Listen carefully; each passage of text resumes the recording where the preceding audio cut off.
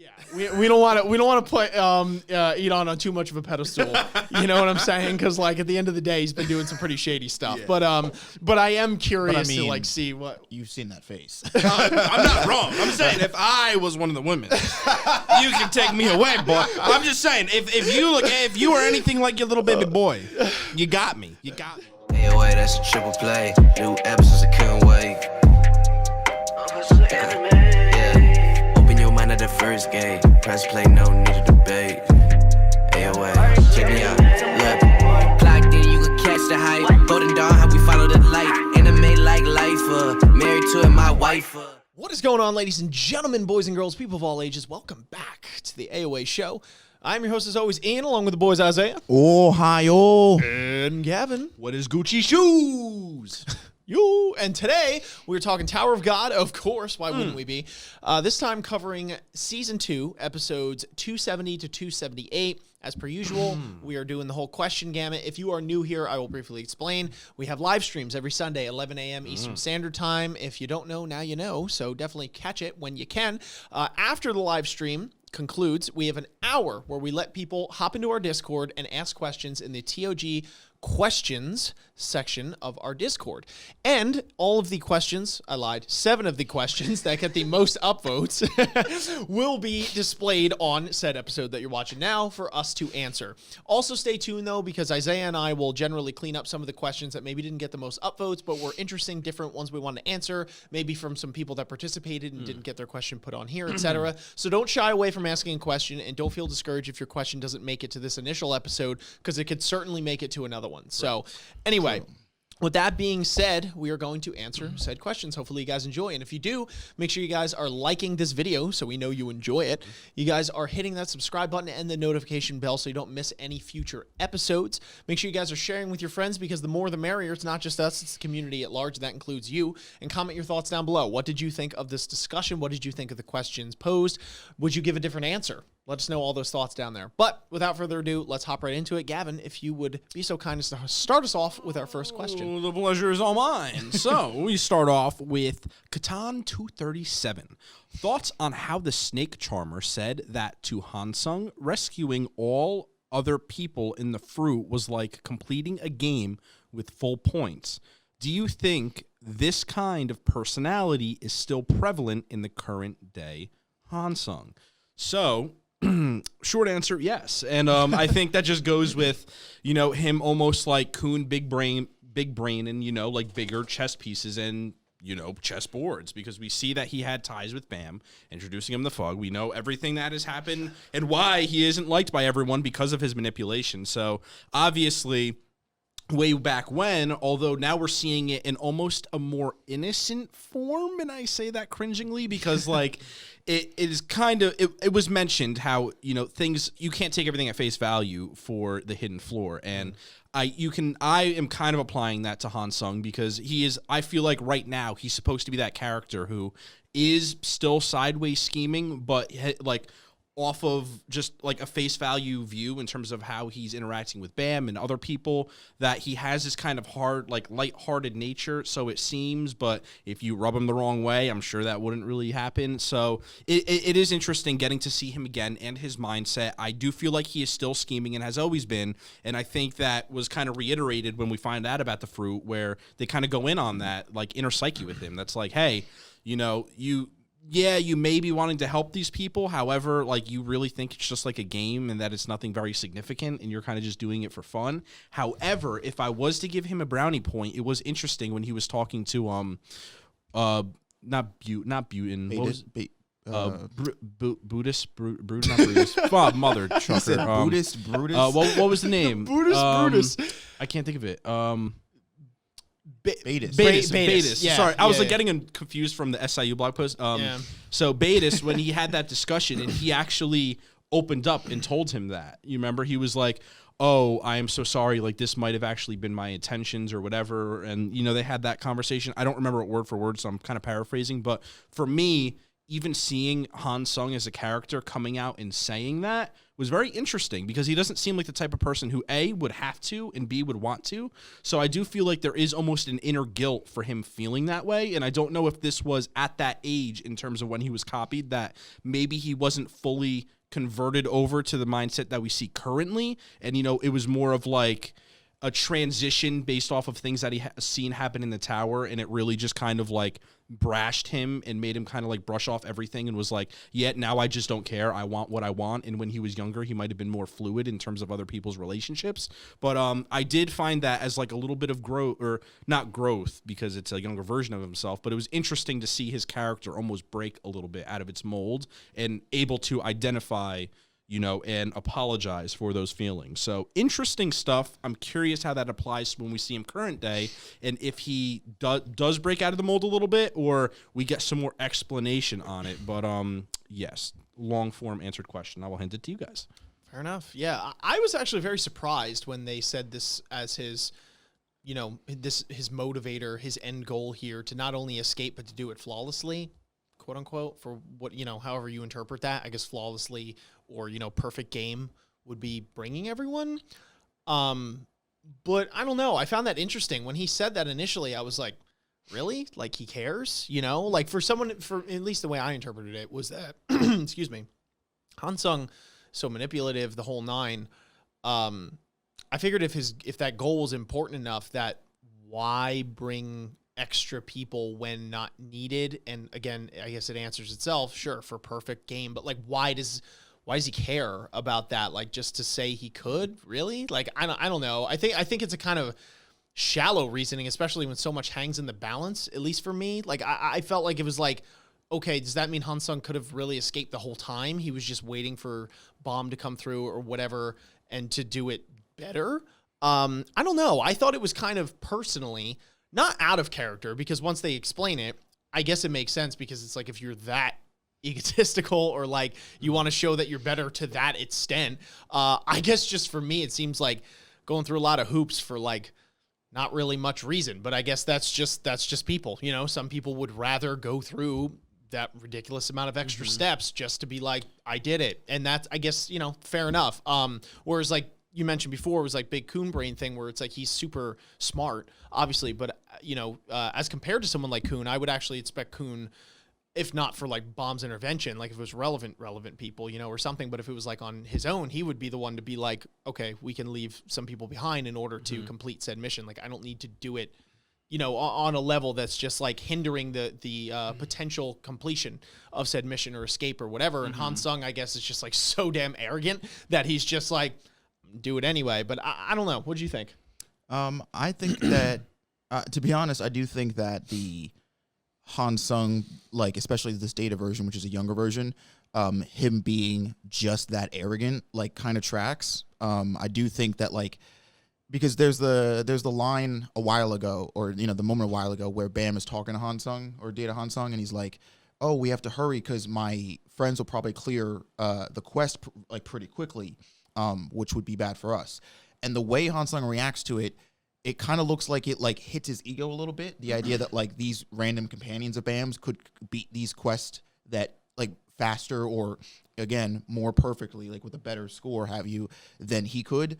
And so I don't know. I wouldn't say it's too far off to be like, at least again, a younger version, this level of Han Sung is very arrogant and is very much like, I'm the best and I need everybody to know exactly how good I am. I do think that the older version of Han Sung is a little bit off that beaten path now. I think that while he still obviously retains a lot of like the characteristics and like the qualities that just Han Sung has in general, which is like the, you know, being a little bit of like a bully and cocky and arrogant, I do think he is like not so concerned with just himself now. And I think that's why he was helped train Bam with Fug, because I do think ultimately he does like see a bigger picture that's not just about him now. But I do think this moment, so like when they revealed it for me, I was like, okay, that kind of tracks, because I don't think that Han Sung is somebody who is so introspected that he would actually genuinely care about anybody else's input or opinion, or that he would save anybody if it didn't make him look better, you know, because it's like, oh, that guy escaped that thing. oh, but that guy escaped and he got everybody else out. You know what I mean? It's one of the, it's shallow and it's picky, but like that's kind of what I feel like young Han Sung is. Interesting. Go for it. I don't know. I really don't feel it's weird because I get the arrogance and to an extent, yes, but I don't feel like he's never given me the energy, at least at this point on the hidden floor, where it's like he necessarily is flaunting it crazy. Like, yes, he makes comments, but for me, like the vibe I get off of it is that he's very much a perfectionist and almost a completionist. So I know Ian was mentioning a little bit before where it's like, what's the point in this? I kind of defer back to almost like speed running a video game where it's like, well, what's the point in trying to get it to literally microseconds when it's like you beat the game 80 times over? Or same thing, if it's like if you beat a game on normal difficulty, why do you go back and keep on playing it on until you like max out the hardest one? It's like I definitely feel like he's more of that mindset where it's like no matter what scenario he has in front of him, he wants to make a chat. Like he finds things boring because he's so smart and wants to almost make a challenge for himself. And he almost refers to that a little bit where he was like, this. To me, I saw it more as a challenge to make things harder and to give me something to do and maybe add more variables and more options. So it's like, is that arrogant to have that mindset? Probably. But then again, I also like, I don't know. I just don't feel him like, at least at this stage, like I don't see him as a person who's just flexing it all the time. It's like, it's almost like he just is trying to challenge himself and like seek different options. Because even when Bam had mentioned that, you know, he had friends that could probably do it faster than him. Han Sung, yes, it might have been a shot to his ego, but his response after that was, okay, I take your word for it. It wasn't something that he was like, oh, no, that's impossible. There's no way. We're not doing that. We're doing it my way. You know, he was very much like, okay, I'll take your word and we'll play it out. So it's like, I don't know. And for me, if he was that arrogant, it would have been very much overshadowed specifically at that point, especially if he already narrowed it to the shortest time physically possible that he is able to do. So that's just my kind of 2 cents on it. I think it goes a little bit more in depth than that, but you know, that is also differing from the current Han Sung that we see now. Totally just prior, but definitely interesting character, and I can't wait to get more info on him. But we will digress to the next question, unless you guys have any more to add. No, I'm good. Okay. So we got Gertron Buster as the next question here. Thank you for the question, saying, knowing that the 10 family leaders, they are The 10 family leader. knowing that the 10 family leader they are going to meet, knowing that the 10 family leader they're going to meet is Khun Eduan, what are your thoughts on how this will affect Khun, and what are your guys' expectations for how this interaction will affect the story, character development, future interactions, etc.?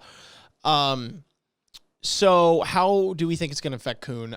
It's going to be something that Khun has to come to grips with type thing, where it's like a fear that he's going to have to face type thing, because it's like, oh, I don't want to see him. I don't want to do that, like, which means that he probably has to see him and get over this. And there might be something, depending on what Papa Khun is doing, that maybe, you know, makes Khun see something in a different light about his father, something that he didn't know before. Or maybe it just solidifies it that much more, and he's just like, right, you were kind of Beyonce from the rip, so like, why would I even devote my time?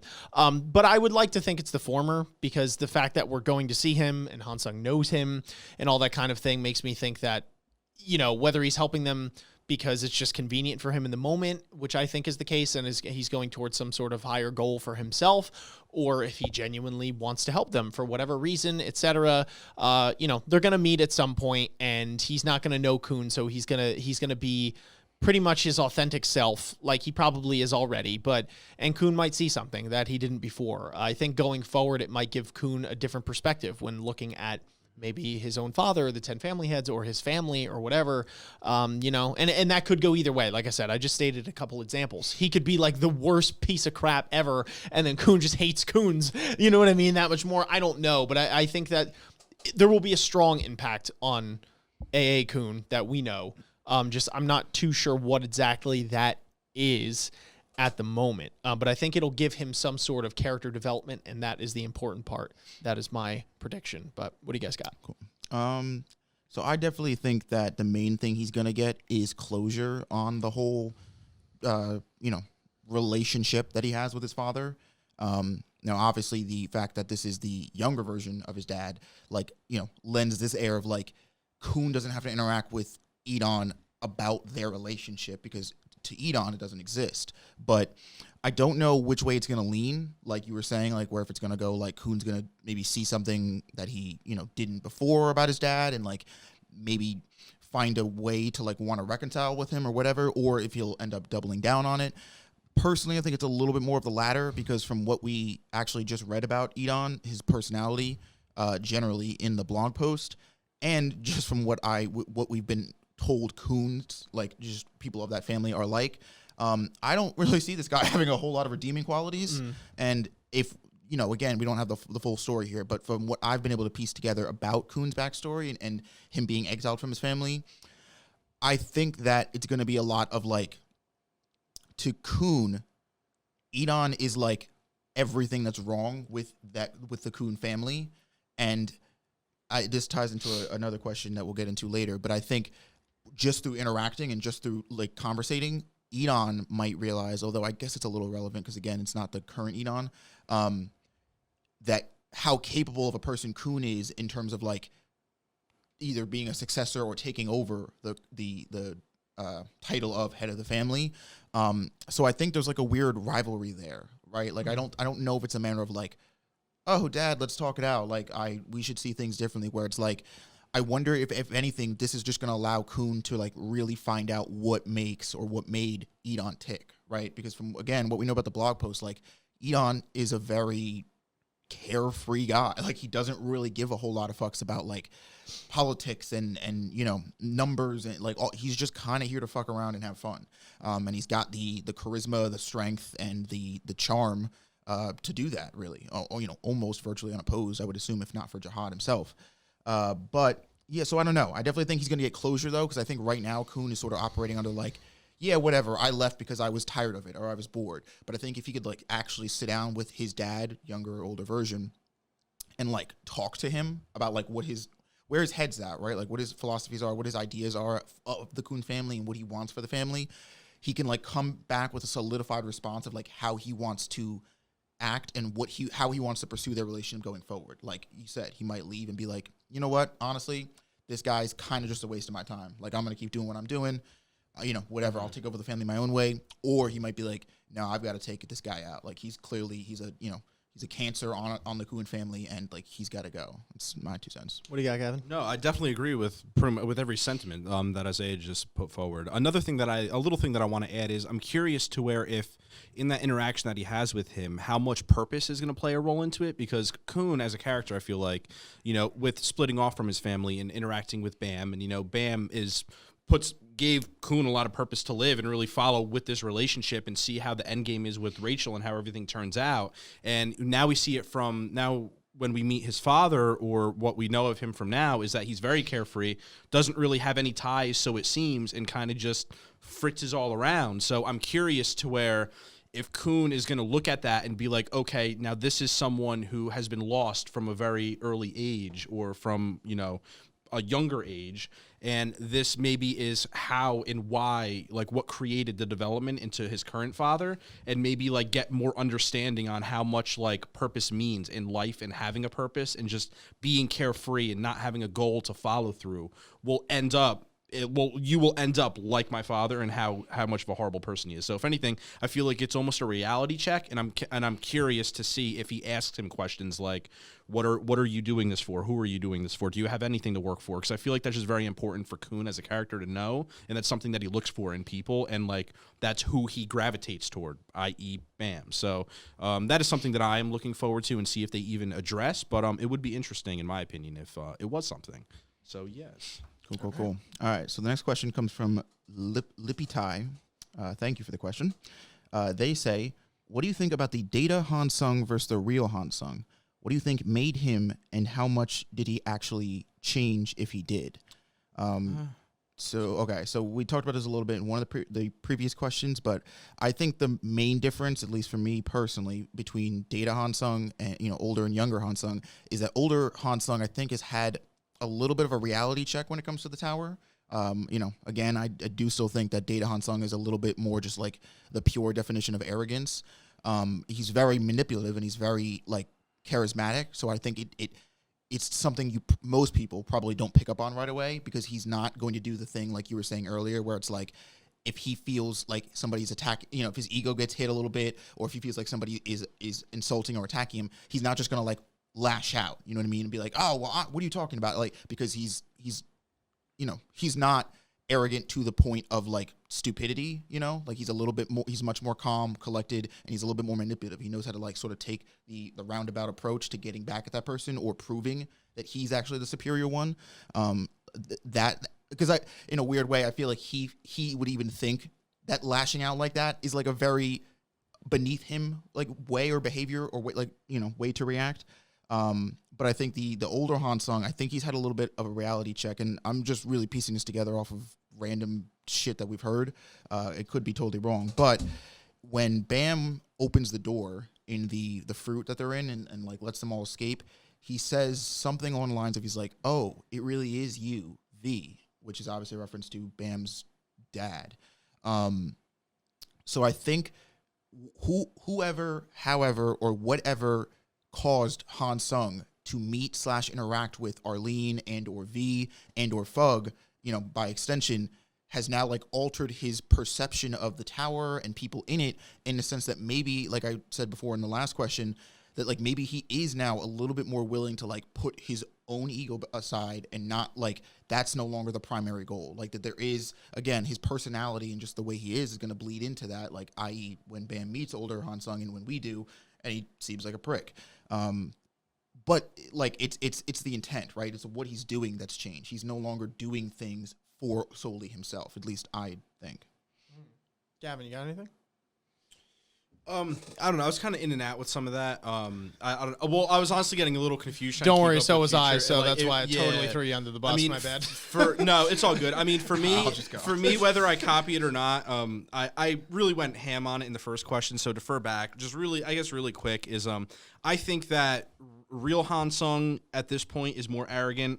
I don't know if that was an argument you were making or not. I couldn't really tell. The opposite, but it was the opposite. I guess my reasoning for why the real Han Sung is more arrogant is literally the first interaction we have with Rack. I believe it was in episode 10. And just by walking in the hallway, he was like, "Oh, get out of my way, turtle, blah, blah, blah." And then like literally Han Sung just shrunk him and like made fun of him, did a circle, and then walked away. Like for me, that was just like I feel like at young Han Sung wouldn't, or Data Han Sung wouldn't have done something like that compared to real Han Sung, and I feel like it just reads more arrogant. Like there's a reason I feel like Bam likes, or doesn't like, take that very lightly, but is able to work with young Han Sung more than old Han Sung, and I feel like that's because of the brashness and the arrogance that he has lived through, now being outside in the tower, gaining in age and dealing with all the inner politics. I feel like that just really it gave him a really thick skin and just very condescending and just not very sympathetic with people, and I feel like that just affects most people in the tower until they get a good reality check. So I don't know. All my other details, I'm just going to defer back up. But I do think that real Han Sung is more arrogant, and Data Han Sung, he's not perfect, but I can get behind some of the ideas if he's not just faking it, which I don't feel like he is personally. I actually feel that he's, in my personal opinion, I actually feel that he's very similar. Very similar? Yeah, I don't really detect much change because I don't really know what change I'm supposed to detect besides the fact that he's gained more knowledge over the years, which is inevitable, right? From climbing the tower and gaining wisdom. And obviously that can change your, I guess, like your ideals or whatever. Maybe that's not the right word, but like it can just, how do I put this? In accruing more knowledge, he might not feel it necessary to jump through said hoops, like I stated in the prior whole spiel about Han Sung, where he like saved everyone and all that kind of stuff. So like maybe it's a little more of a refined edge to it, like growing in that. But I personally think that his personality and all that is virtually identical from what I've been reading personally. I think when we meet him earlier in the story in season 1, his mannerisms and the way he acts are, to me, almost verbatim. He definitely knows that he he's kind of in charge when it comes to things. He runs stuff. He's got a master plan. He's got a lot of these like wise words and this wisdom and all that kind of stuff. And like he has a goal and he's going towards it. But I mean it's a very surface level answer, I know, but I genuinely don't think, for me personally, there's enough info for me to really give a solidified opinion on that. There's only external info. The way I see it from like, this is what FUG is. And we're learning a lot of like the organization. We're learning a lot about the organization that Hansung works for, but not necessarily Hansung himself. We're getting little breadcrumbs of information like, oh, could he know V? Could he know this, etc. But like personality wise, like the Hansung that we know, future Hansung, or for us past, to me is really similar. Like I see a lot of the same things within it. But that's my personal take on the matter. But anyway, you want to hit us with the next question, Gavin? Yes, let's get right into it. So our next question is from Irene Sharda. What are your thoughts in regards to the Snake Man, who is the one who supposedly chooses and trains the princesses? Do you think all the princesses know him? What do you think his influence will be in the outside world in the future going forward? Very interesting question, and it's so hard to answer because we don't know jack poop about this man, quite literally. All we know is that he trains princesses, and he's Orochimaru 2.0, and that he just wants to be by Endorsi for whatever reason. So I guess with that, I will say that the thoughts of training princesses, is the one who supposedly chooses, that chooses and trains princesses. So I'd imagine he has an eye for it, and he has to be trusted in some way by Jihad, whether that's a good or bad thing to be trusted by Jihad and have him pick the princesses. I don't know. This is good for his lifespan. I guess it is good. Yeah, if anything. That's a great comment. So that's interesting. Makes me wonder where, I mean, you already know where his eggs lie in the basket. Well, it's not Jihad. What is interesting is why Endorsi specifically, because it's not like, I mean, don't kill me. At this point that we know, it's not like she is the strongest princess that we've seen. So whether she has the most potential to be the strongest, or he feels that she is the most manipulative in a sense, or if he's already on that game of, I feel like she might not be worthy of a princess, because we know how she has a little bit of unwavering feelings for Bam, and being with Anak, has really kind of walked this line of, sticking being the princess life or not. So I'm wondering if like this is maybe his way of trying to latch onto her and see if she is being committed to the role of a princess, and seeing how she follows through and is kind of just like playing in a guise. But it definitely seemed like they had some sort of history in a very weird way where he was almost like obsessed with her. So kind of leaning more in the camp that she's almost like a prodigy in a sense, or like he's just oddly attracted to her. I don't know. Do you think all the princesses know him? With what I just said, I don't think all the princesses know him. I feel like he might just, who is the one who supposedly chooses? So I'd imagine he's not the only person who chooses princesses. I'd feel like there would be a couple people trusted with that, like just having one guy run around the tower doing that. I feel like is a little bit of hard work. Multiple people. He is multiple people in one, which actually is a fair point. But I have a weird feeling that they might not all know him, but a majority might. And it's like he just kind of specifically picks a couple of people. I don't know. He's such a weird person. What do you think his influence will be outside the world in the future going forward? I have no clue. And this is where I'll I literally don't know what this man does or why he lives or anything. Like, he's just such a weird and obscure character that I genuinely don't have any like modicum of anything. I think that's okay though that you say that, because A, it's honest, and B, it's like not trying to pull something out. I think the way I look at this question is really just like, what's your initial impression? Okay. At least the way I go, because I defer to what you were saying before, where it's like I simply don't have enough info. I can only speculate. But yeah, I do think that I guess he's the guy, right? Jihad's like, you're the guy, or guys and girls and, whatever, all wrapped up into one being. You clearly have knowledge in some way, shape, or form. You're able to see something with a third eye or otherwise that other people can't. You have a knack for this. So I do think that the princesses meet him. I think that all of them meet him, because I think the fact that Endorsi remembers him pretty distinctly would lead me to believe that he probably visits the people, like the families or whoever, and says, okay, this is a candidate for whatever's going on.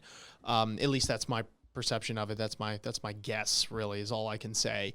He's an interesting one, though. I think, the fact that he has multiple people in one is good and conflicting all at the same time, as we see. I mean, like, she doesn't have to fight him. He just kind of acts as the parts that don't like her, and he's like, okay, now I'll be your thing. So I guess I'm just curious to see what his goal is and what his influence will be outside the world in the future going forward. Maybe spotting the potential in people that are able to rise up against, Endorsi, or just in general, people that have power that opposes jihad. Someone's getting a little uppity when it comes to one of the princesses, but that's really all I got on this one. I don't know what you have.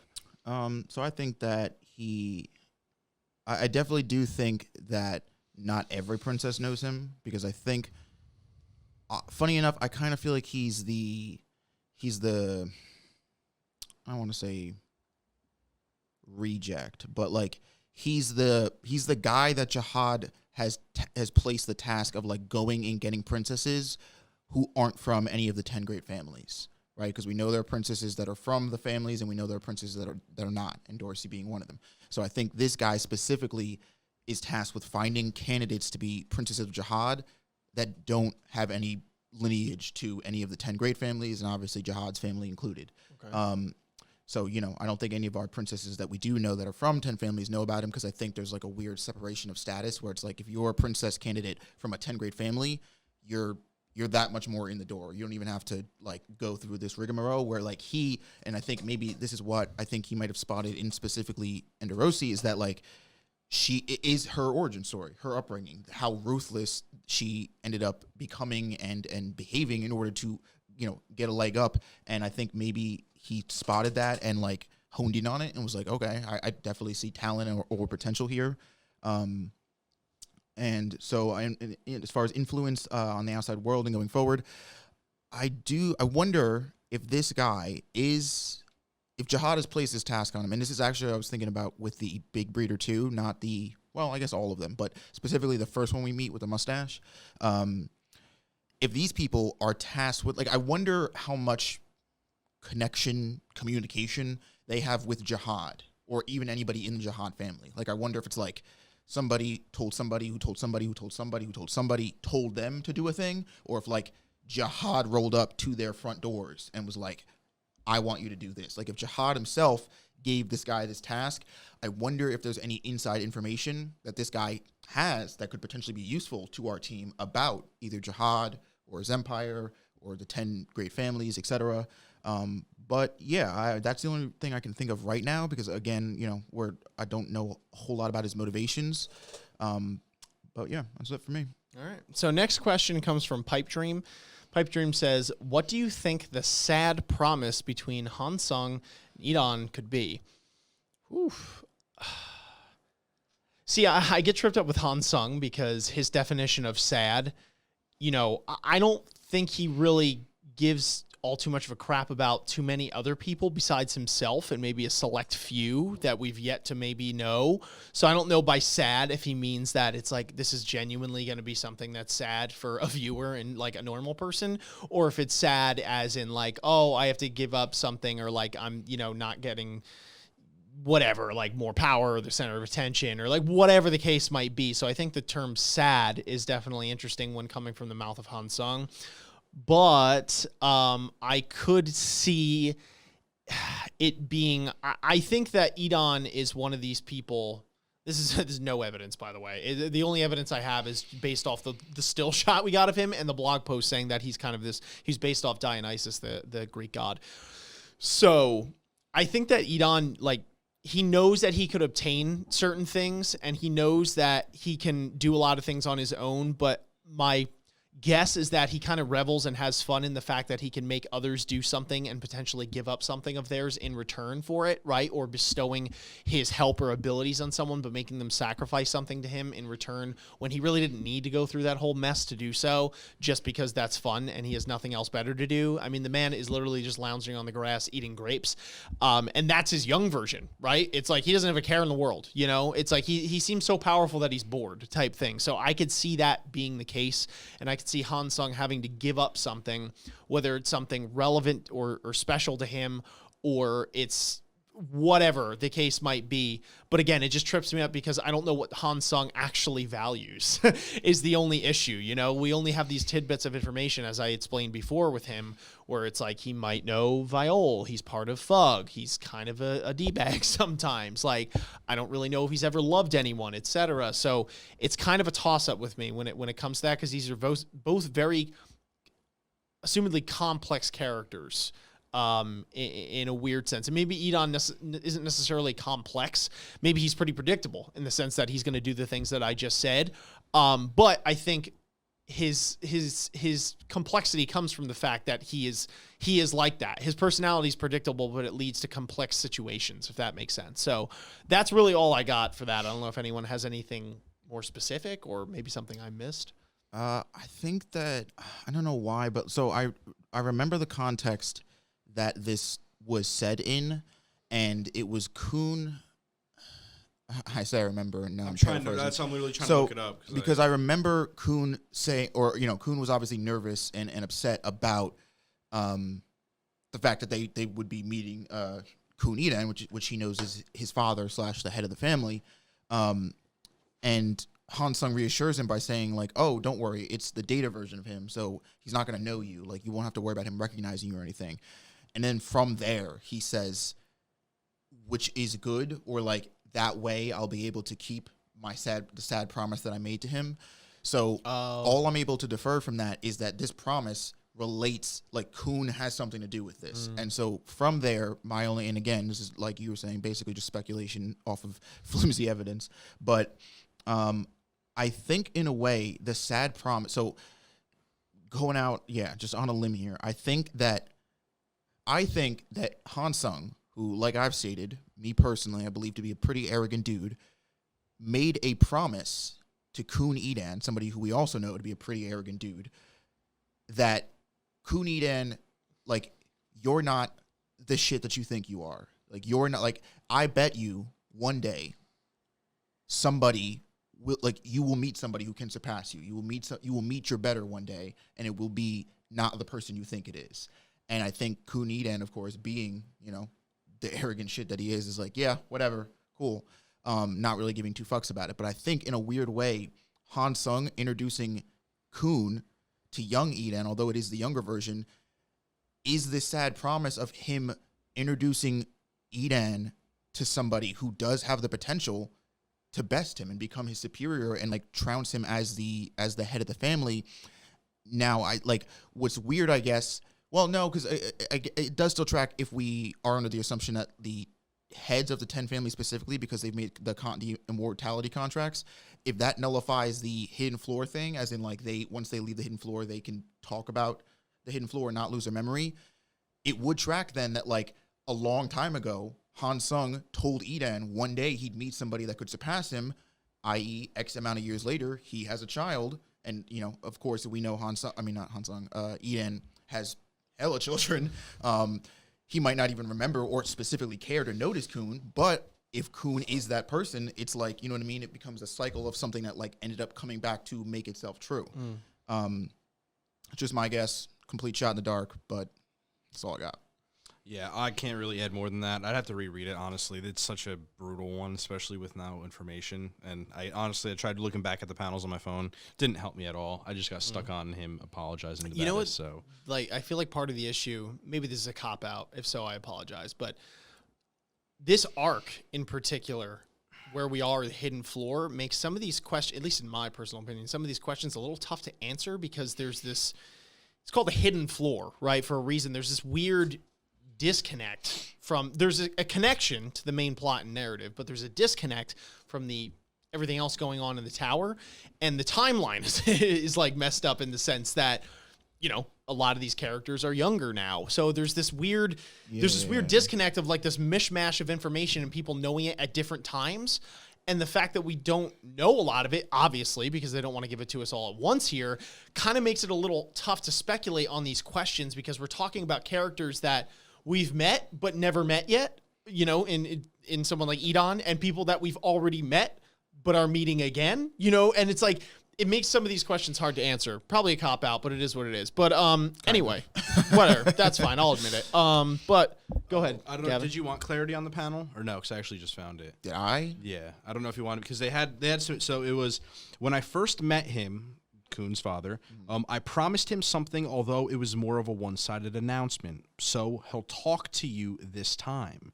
And then it was Khun saying a promise, and then it said yes. Yeah, it's a bit of a sad promise. That's what it was. That line there where he says, "I made him a promise," but it's really more of a one-sided announcement or declaration, if you will. I think my theory. I think he told him, "I am going to introduce you to somebody who is who is better than you." And I think him saying that is why he then said, "Yeah, so he's gonna have no problem meeting you," because if he tells Eduan, "Hey, that person I told you I'd introduce you to, I have. You want to meet him? He's here." Yeah. Like, would give Khun an audience with Eduan just off the bat without even seeing him, just off of that announcement or off of that. Yeah, and I feel like a lot of that can tie to his personality, because Khun's father is someone who doesn't have his act together, and now he's going to meet a younger version of himself, essentially, who does have his act together, that's like progressing forward. And although he might not be as powerful per se, I feel like that personality clash is going to be something that's hopefully very eye-opening for Eduan.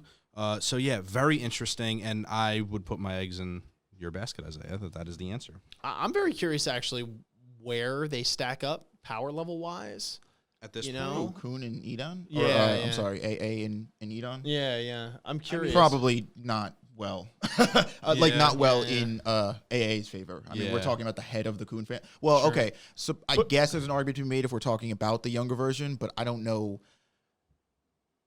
Well, yeah, I don't know. I guess, yeah, because I the guess my younger thing is, like, version- if one of Khun's initial statements or goals was that I'm going to take over the family, sure, he can usurp the throne in some sort of schemey way, which he obviously excels at, but I would have to assume that he's going to have to be pretty damn powerful in terms of fighting capability, which he is, don't get me wrong. But, like, you know, I would wager if you're going to rule the family, you got to be at least close to where your mean, pops is. I don't know, So I'm because- curious to know when he comes in now, where they stack up against each other, being that, you know, sure, this is it's a 10 grade family leader, his father, but to be fair, I'm pretty sure, correct me if I'm wrong, they're at a similar point, as in, this is when I beat the Hell Train, this is when you beat the Hell Train. That's So what, I was yeah, curious. one of the initial things here that we were talking about with the Hidden Floor was getting to see where Bam stacks up to Young Jihad. Yeah, Because it's yeah. virtually the same argument. So Khun would, if everything tracks, would be around the same power level, or rather, let's flip that. Eduan would be at the same power level that Khun is, maybe a little bit stronger, and give or take. But yeah, so maybe the fight wouldn't be as one-sided. I'm just curious, but like something's telling me, and maybe I don't know, I'm doubting AA a little, but like I don't know why I feel like Eduan is like gonna be stupid strong. I feel like, but- you know what it is? I feel like part of the closure, part of the realization that Khun's going to have in this, and this is just a personal hope, is that, like, if they have an altercation, Khun might be able to, there might even be a scenario where, like, Khun is able to outsmart his dad, but not beat him in a fight. Sure. And I think so this might awaken this sense in Khun to be like, I've got to get better at combat. And that's not to say that, because I'm seeing I know that Khun is a very capable fighter, and I know in the blog post, SAU states that he's in the top 3 as far as top combatants in Bam's team. Yeah.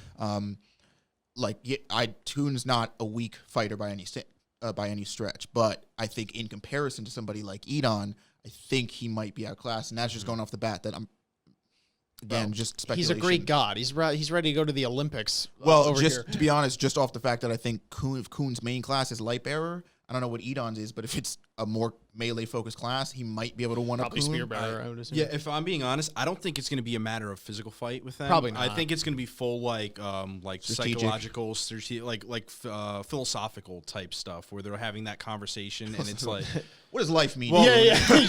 He bores him to death.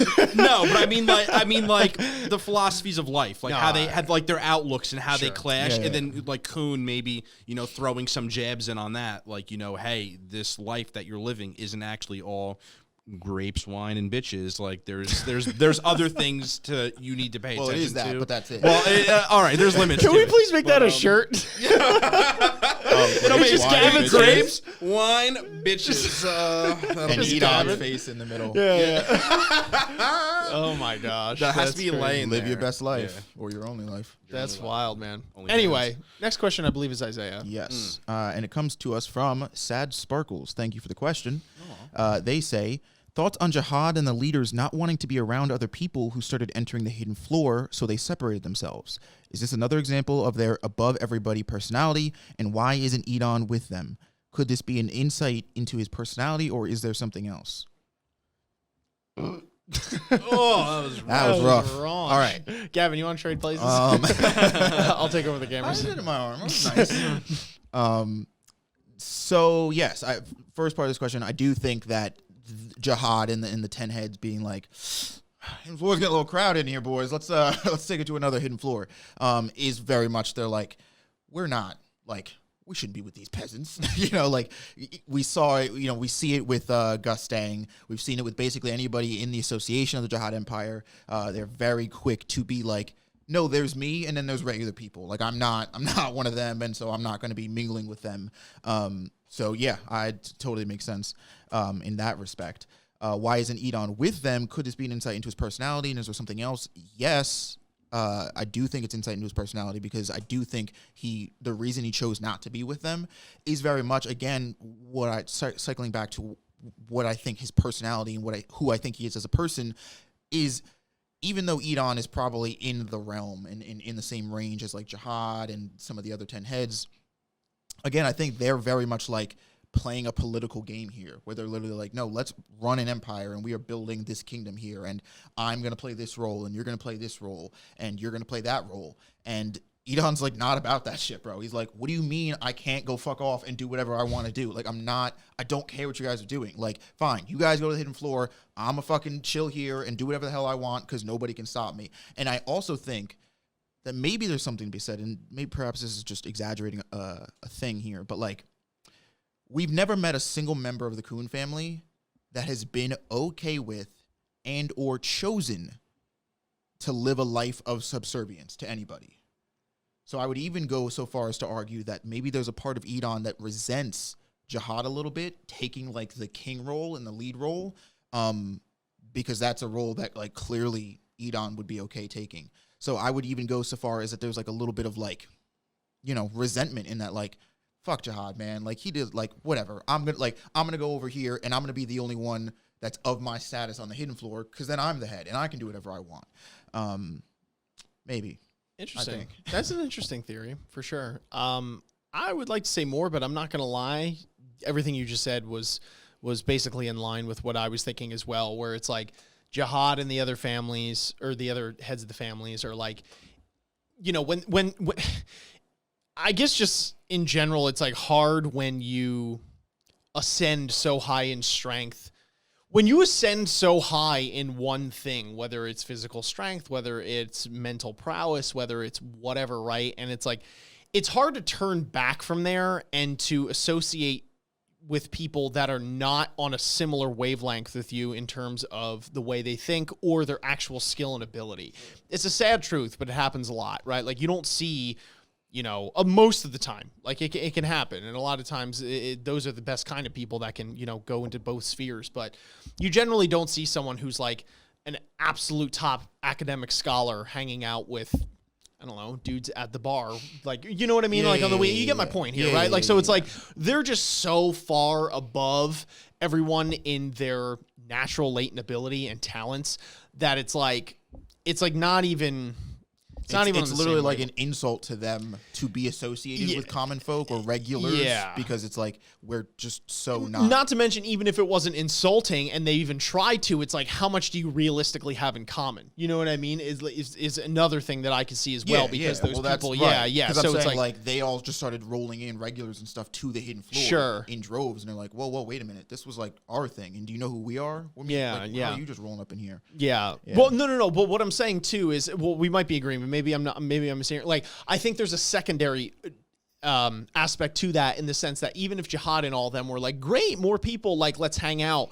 The further you progress in something, whether you have natural talent for it or something, you go, the further detached you become sometimes from people that are not on, again, a similar wavelength or trying to pursue a similar goal or whatever the case might be. Yeah, that's what I'm saying. Okay, that's what you're saying. Yeah. So it's like, even if they wanted to hang out with these people, even if they were like, yo, regulars, come in, like, let's chill, it's like there's this disconnect where it's like, oh, we're like literal different beings than you guys. So it's like kind of hard to relate and run this, because it's like, we know that there's so much more. Yeah. That's you know, what I was type saying. thing. Like, their disdain for them comes from that disconnect. It comes from the fact that they Oh, are so separated from them that they literally can't fathom, like, they can't communicate. They can't interact or fathom what it would be like to exist among these people, because they're so... Yeah, they live and in I think different there's a existence. disdain portion of it, you Yeah. know, definitely with them. But I guess I was saying, like, disdain aside, I think that naturally that happens, where they would be a separation, just because like I'm they're on a saying the different... disdain is probably what led them to then leave and be like, all right, fuck off. We're going to go get our own hidden floor. Yeah. I mean, well, no. I'm saying, I think that disdain or not, that it happens naturally. Even if they didn't disdain them, that naturally Jihad and the 10 great families would separate from these people and eventually do their own thing, because they're so far ahead of these people in whatever it is that they're doing and whatever endeavors that they're at, that it's like there's really not much commonality at all. It's like, the smarter somebody, that's why, like, a lot of times, people say, like, the smarter you get, the lonelier you become, right? It's a lot of times they say that's like harder for people to find love that are like, on a higher level and stuff like that. And it's like, because inadvertently sometimes you get separated from the amount of people that you're actually able to interact maybe with and have a communicate conversation. with. Yeah, I understand what you're saying. I guess I'm just okay. saying that, coupled with their personalities that we already know, would lead me to believe that there's a little bit of like an arrogance, which would lead to them being which like, I agree. we're better than you. Yeah. Because if you look at people like Gustang, like, he literally refers to people that aren't on his level as bugs. insects. Yeah. Like, No. I I totally agree. Yeah. I guess I was just trying to make a separate point. But yeah, I agree with that. And yes, this is another example. So yeah, that naturally happens. And then again, to mirror your point, I think that happens, right? And then Jihad and all those people kind of have like their own thing going on, right? And then that's where Eduan, like you said, I totally agree, is probably like, based off just the little snippet we got of him, is probably like, oh man, the hell with all this like political thing and like keeping appearances and like y'all gotta like answer to each other, because now we've just kind of turned into the same thing that we were trying to avoid, but just amongst each other, right? It's on a higher level. At least that's what I surmise from him. And then, he's like, I'm just gonna piss off and do my own thing, because that was kind of like the whole deal with us coming to the tower anyway, at least maybe from his perspective, where it's like we could have anything we want, so going from there. So I do mirror a lot of the points that you had. But Gavin, I don't know if you had anything. Yeah, no, for the most part, same thing. I think arrogance plays a lot, like a majority of the role, and especially with Eduan's case, probably a problem with authority that Isaiah was mentioning, because that natural disconnect you were talking about, for me personally, I think that's more as when you develop in a specific field and you get better, there are people who can have the tendency to get the arrogance of almost the perfectionist mind, where it's like, I'm repeating this, I'm doing this, I want to get better, I am the best. You're putting yourself in an echo chamber, and sometimes it's just yourself or people around you, where you're almost constricting your mindset in that way, and you're forcing yourself down that path. Like, just having that, like, and that's where it's just a perspective thing, where it's like, that's not guaranteed for everyone, because like, there's many cases of people who are at a high caliber that can relate and communicate and don't just assume everybody's a peasant. I feel like it's just a lot of self-derived arrogance, because they are just so focused on a particular thing and bettering themselves in a particular way, where they almost lose grasp of the reality of interhuman relationships and having that communication. And it's very much, in my opinion, forced on oneself, or by the others around them, telling them or putting them on a pedestal. So, Yeah. i.e. putting yourself on a pedestal or others putting you on a pedestal, which leads to said So I just wanted to clarify, because while I don't disagree with that at all, I definitely think, I guess what I was talking about in addition to that was like, and the best way I could try and explain this is through a half-baked example, but a hypothetical. So say you have like an astrophysicist, right? Somebody who studies like stars and space and all that kind of stuff. And that person is so high level in their field, right? When it comes to astrophysics, that it's like, they can talk about mold on a random meteor. You know what I mean? And like the inner workings of mold on a meteor that passes by Saturn, right? When unfortunately what happens is, arrogance or not, like even if that person is the most humble person in the world, there comes a point, unfortunately, where if that person even tries to step into the sphere and have conversations about astrophysics, let's be particular here, there's only a certain level that person could talk up to before they lose the other person that isn't as developed in that field. So what happens is that the higher that person gets, in this case, an astrophysicist, the less people that astrophysicist has to talk to about things that are on that person's level. So now he only has a handful of people that can talk to him about the moss on an asteroid passing Saturn. Whereas like, even if he was not, even, you know, arrogance aside, if he's not arrogant, he wants to try and talk with other people and they're like, let's talk astrophysics, let's talk about X thing. And that person is like only at X level, that person, the scholar can't go past that, not out of, you know, not because they're arrogant or they don't believe that person, whatever, that they literally just can't follow along. So there becomes like this like isolation, you know what I mean, as you go up. So while I totally agree with all the points, by the way, this isn't disagreement at all. I just wanted to clarify what I was trying to say, in addition to the fact that Jihad and them are probably, they're all shady and terrible, but I guess I was just relating to real life, and it's just like a thing that I related to that, and it's like a sad reality, I guess, that happens sometimes with it. So I kind of intermingled some of that within the 10 great families, because arrogance or not, if they're just so elevated in a particular field, whether it's physical strength or a certain mind or whatever the case might be, there's only X amount of individuals now that they could even understand them and like understand the life that they live, and therefore share commonality. Yeah, with them. and I do see what you're saying. I feel like a lot of it's almost Food Wars. You've never seen it, but that's literally the argument of like what you're talking about. I guess my 2 cents in that is even if you're at that level, there are ways that said person can reach back down. Like in that case, you wouldn't have any teachers, you know, or like any college professors that have, you know, like there are ways to combat that, but you definitely can get lost in an isolated place, especially if you just have trouble communicating with people below you because you're so far over. But we will move on. It is a very valid point, and it does happen in a lot of scenarios. Very sad. We need to help all you people. No one lonely. We're all together. Love. The Khun love. Anyway, take it away with the last question. Take it away. Gavin. We got Ovelha. What kind of role will Khun Eduan play in this arc? God damn it. And what impact will this have in the future, dog? I'm already over this guy. We didn't even get to him. Yo, facts. You put this question on here. Yeah, I'll defer it. I didn't see the top 5. I'm going to be real. I am going to be real. Almost the majority of the questions, there weren't too many questions with this. There's 7 here, and there's probably, and then I got another 5 for another potential video, and then there's like maybe 2. A lot of these have to do with him. Like a lot. There's 2 more in the I'm next not surprised. discussion. He's like a fan favorite. Yeah, and they all got upvoted, so it was inevitable that would happen. But yeah, I mean, I'm not going to lie. First of all, I do want to thank Ovella for participating, because Ovella, I think at the time of recording, just joined the server today and posed a couple questions. So thank you for joining the server, and thank you for being an active participant in what it is that we do. GG. So shout out there. I do apologize that your question is 7th, because you suffered the unfortunate fate of talking about Khun Eduan again, whereas the questions above it made us kind of go in depth. So I would love to give your question more weight behind, or throw more weight behind my answer to it. But unfortunately, I would have to say a lot of it should, you know, I'm going to refer to the previous statements that have been made between the 3 of us to really see how he impacts the arc. But I do think, to sum it up, I think that he is going to provide character development for his son in AA or AA Kun. I don't know if it's a direct son, whatever. But I think he's going to provide development in his area. I am curious to see what this promise was between, you know, Hansung, if Isaiah was onto something with that, or if it was something different, and you know, kind of fleshing out his personality. And I'm just kind of ready for all these like Chad moments with him because he's obviously hella cocky. 2.0? Yeah, he's like like Yurik vibes in that but like actually can get women.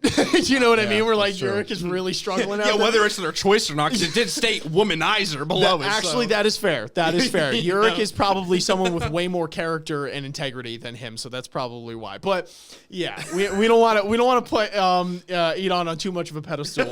You know what I'm saying? Because like at the end of the day, he's been doing some pretty shady stuff. Yeah. But I am curious to like see what you've seen that face. I'm not wrong. I'm saying if I was one of the women, you can take me away, boy. I'm just saying if you were anything like your little baby boy, you got me. You got me. Look, I got him everywhere, bro. Yo, before we recorded this episode, we were just talking about this, right? Like something similar to it. These guys were talking about it. It's like, dude, it's like crazy how we cut certain people slack and stuff like that just straight off of looks. And we're like, yeah, like someone like White or whatever. And then like Isaiah and Gavin look, or like Isaiah looks, and he's like, yeah, but you know, it's a white thing. It's a white thing. He's cool. It's like so crazy how people are just willing to just shove something away if they're remotely attractive. Hang out with him. He's like it's funny insane. It's insane, but he's like dope. So like everyone's guilty of it. It's terrible, but it's not White. He can do no wrong. No, I think the better thing is he's never done no wrong, and just to really drive that stake in. There you go. Yeah. Damn. I'm just playing. Nah, it's crazy stuff. Man. Anyway, but I defer the question, you guys, because like I said, I think he's going to have that impact, and I am excited to see what he does do. Hopefully it lives up to it, because y'all have hyped this man up to the moon and back. So I'm ready for it. Yeah, I think that he's going to play somewhat of like a character development role for Khun, in the sense that like, it'll be nice for Khun Eduan. So, okay, I had a theory a while ago. I don't know if this tracks at all, but that like either A, people who are exempt from the spell of the hidden floor, or people who don't talk about the hidden floor after they leave it, their data version ends up still retaining new information and like memories and stuff from their from the version of them that is like now out and like has left the hidden floor. Oh, really? And if that's the case, it's a literal wild ass pull theory, but if that's the case, this interaction could prove very interesting for Eduan to see where Khun is at and where Khun's mindset is. But I also think it's going to be good for Khun, because it could be like a nice look in the mirror of like, while Khun is doing what he's trying to do and trying to accomplish the different goals and objectives that he wants, he doesn't want to sort of like lean too far into the tricks and stuff that like his family is known for, lest he end up like his father, right? Like, sort of become the person that you disdain the most type beat. So that's what I think it's going to do for Khun. And actually for impact in the future, I do think, although Eduan I think is a very specific case, because like we stated in one of the previous questions, I think he's a little bit off the beaten path when we're talking about the rest of the 10 family heads in Jihad. But I do think that it's interesting. I want to meet more of the 10 family heads. I want to meet more of these families, and I want to see like where their heads are at, what their goal here is, like why their insight, like why they think the way they think, why they did what they did, why they signed up with Jihad, all that stuff. And I think this will be a nice gateway into that, because obviously they said Eduan is the only other person other than Jihad that left data here, but Eduan knows the other 10 heads. So you know what I mean? It's like a little, everything connects. Connecting the dots. Gavin, do you have any other thoughts on this one? Honestly, I'd be beating that horse dead. So yeah, Dead. I'm sorry, but we went over it pretty heavy, and I'd just be repeating it over and over again. So I still love you. I do. I promise. Well said, friend. Beautiful. Anyway, that's going to wrap it up for the questions that we have today. Thank you again to every single person who posted a question, not just the people on here, but everyone else who posted it in Discord. Like I said, don't shy away. Keep on posting after the live streams. We really appreciate the feedback and all the things that you guys want to hear us answer. It's really fun to have this ever-growing community, so never shy away from it. But hopefully, if you guys like this video, make sure you guys are liking it, like I said, subscribing, and hitting that notification bell if you are new here, sharing with your friends, and commenting your thoughts down below. It's not just Isaiah, it's not just myself, it's not just Gavin, it is the community at large. Let us know your thoughts down below. So long as you're being civil, so long as you're not spoiling, we want to hear all of those comments. It's really interesting and insightful to get some of the cool things that you guys put in there. Some of you go really ham when it comes to like essays on there. And we really do try our best to read all the ones that we can. We post daily, so our lives are pretty damn busy. So we can't always get to all of them, but seriously, just express yourself on there and let us know what it is that you're thinking of, why you love this story as much as you do. That's the whole reason we do what we do. So anyway, with that being said, thank you so much for watching. Thank you so much for listening. We will catch you on the flip. Peace. Peace. Peace. Ninjas are samurais, blazing the kunais. Find me in the leaf of the cloud, screaming out Bankai. We just some ghouls though, who like seeing parts fly.